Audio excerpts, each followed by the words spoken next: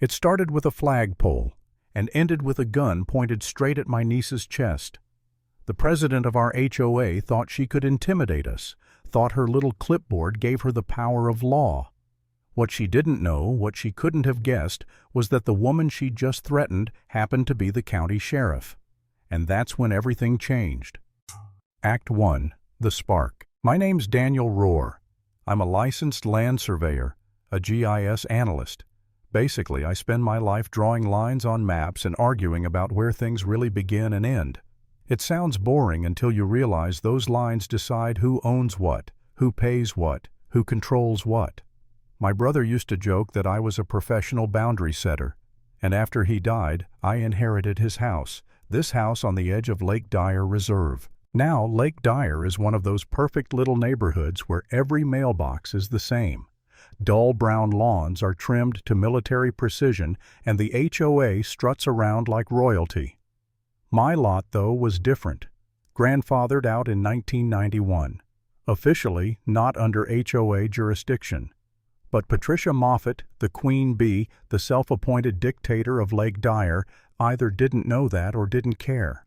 The problem started when she marched up my gravel driveway, lips pursed, clipboard in hand, and stared at the steel flagpole rising from the ground like it was personally insulting her. "Remove it by morning or we start daily fines," she said. "$500 per day, non-negotiable." Behind me, my niece Leah shifted her stance. She didn't say a word, didn't flash her badge, just stood there calm and steady.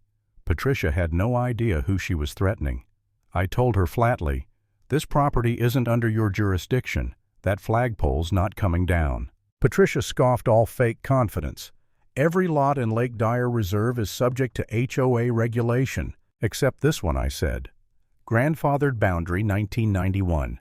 Read your maps." She didn't like that answer. She left heels crunching down my driveway like gunshots. But she wasn't done, not even close. The next morning I found an envelope taped to my front door. Inside, pages of violations. Wrong mailbox shape, prohibited gravel non-regulation flagpole height, unauthorized permanent furniture that meant the stone bench my brother carved by hand before cancer took him. And at the bottom, no record of approved residency for new occupant. They meant Leah. They wanted her gone. That was the moment I realized this wasn't about code or aesthetics. It was punishment. Patricia wanted control, and she was willing to fabricate whatever she needed to get it. Act 2. Escalation and doubt. From that day forward, it felt like living under siege. A little red sign staked on my lawn, pending violation. Neighbors glancing sideways, whispering. Leah came in one evening holding her coffee like it was the only steady thing in her world and told me they'd filed a complaint at her own department accusing her of trespassing on HOA property while armed. She was standing in her own driveway when Patricia pulled the gun, and somehow now she was the threat. I'd love to say I stayed strong through all of it. Truth is, I didn't.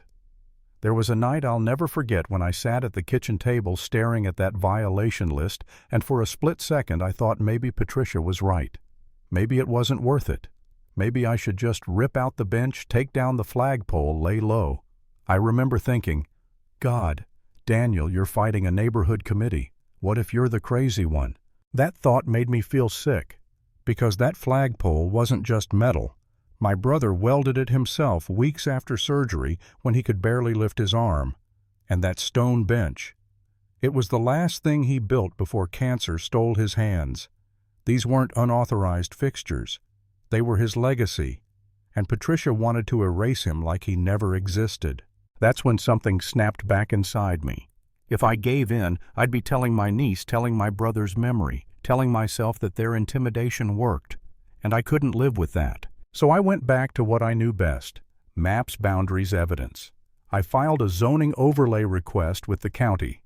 Weeks of digging through dusty records paid off confirmation that my lot and several others were never under HOA authority to begin with. Patricia had been fining people illegally for years. Then came the twist I never saw coming. Jerome Kessler, the HOA's so-called security officer, found me by the retention pond one evening. He was shaking vest half-zipped, couldn't meet my eye.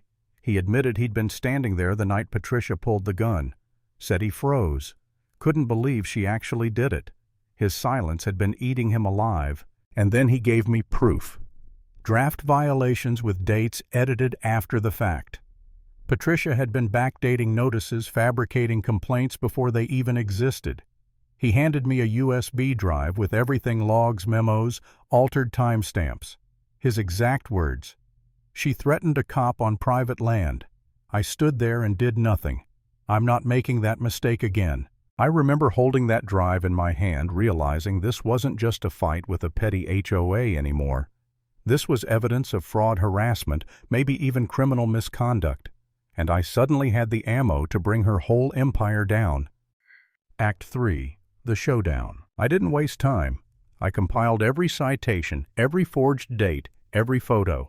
I backed it all up, triple copies: one for the county compliance office, one for the sheriff's internal affairs, and one for the press, in case anyone tried to bury it. Then I made it public. I pinned the official zoning map right to my mailbox, highlighted parcels' boundaries in black and white. Neighbors started whispering, then knocking on my door asking for copies. Turns out dozens of them had been paying fines for years on land the HOA never had the right to touch. Patricia panicked. She called a board meeting, probably thinking she could still bully her way through. But when I walked into that hall, the room felt different. Half the chairs were empty. The ones who showed up clutched maps and printouts like shields. Jerome stood at the back, no badge this time, arms crossed. Leah was there too, off-duty, quiet but impossible to ignore. Patricia swept in her smile-tight folder, pristine, but her eyes were scanning too fast. She tried to start the meeting. And then someone in the back asked, "Are you going to address the zoning violations?" Another voice followed. "The county's reviewing them right." Patricia snapped, "I don't respond to misinformation." But the crack in her voice gave her away. That's when Jerome stepped forward. Calm, steady. He said, "The articles of incorporation were filed under the wrong subdivision code. The zoning office confirmed it this morning." He held up his phone like it was gospel. The room gasped. Patricia's mask slipped. She barked at him. "You have no authority to disclose private board matters." Jerome didn't flinch. "You made them public when you posted citations to parcels outside your jurisdiction." And that was it. The illusion shattered. Neighbors started pressing her with questions. The vice president of the board, Arlene, finally admitted aloud that the board could be liable. Patricia lashed out, her voice rising, blaming me, blaming Jerome, calling it a witch hunt. But no one came to her defense. Not one. Then Leah stepped forward, her voice cutting through the chaos like steel. "An external review of your enforcement history has already begun. I've submitted my witness statement." The color drained from Patricia's face. Someone in the back clapped once, then another, and another. Not applause, just acknowledgement, like the sound of a verdict being delivered. Patricia froze at the front of the room, folder clutched to her chest, eyes darting for an exit. For years, she ruled by fear, by intimidation, by bluff. But in that moment, everyone saw the truth. She had no power left. She slammed her folder down harder than necessary, turned on her heel, and walked out. No gavel, no adjournment, no control. Just heels clicking across the floor and silence filling the space she left behind. That was the end of her reign. Closing. The county later ruled every single citation void. All fines nullified. Patricia's actions officially labeled as overreach with a full audit pending. But the real victory happened in that room when people stopped looking at their shoes and started looking her in the eye. Because here's the thing about power built on fear, it only works if you stay quiet. The moment you stand up, really stand up, the whole facade crumbles.